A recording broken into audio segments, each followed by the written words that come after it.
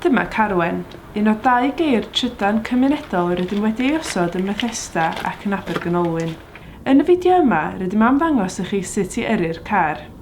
Y cam cyntaf yw agor y car.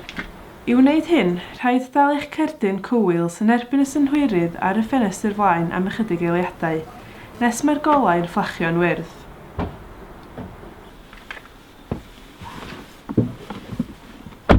Dyma pedalau'r car. Yr un ar y dde ydy'r cyflymydd, mae'r brec yn y canol ac mae'r handbrec ar y chwith.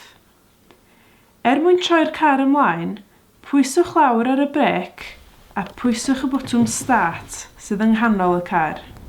Does dim gers mewn car trydan, dim ond drive, reverse a park. Mwyn ei roi yn drive, defnyddiwch y lyfr a'i dynnu ar draws ac yna i lawr.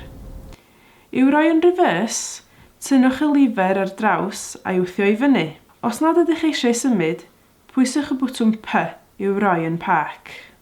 Os am symud y car, gwnewch yn siŵr eich fod yn drive neu reverse. I ryddhau'r handbrec, pwyswch i lawr ar y bedal nes mae'n clicio, a wedyn codi'r bedal yn araf. A dyna ni! Dim ond y cyflymydd a'r brec fydd rhaid ei ddefnyddio wrth yrru.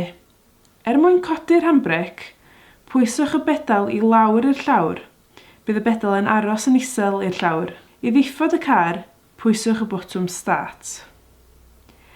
I gloi'r car, rhaid dal eich cerdyn cywil sy'n erbyn y synhwyrydd ar y ffenestr flaen am ychydig eiliadau.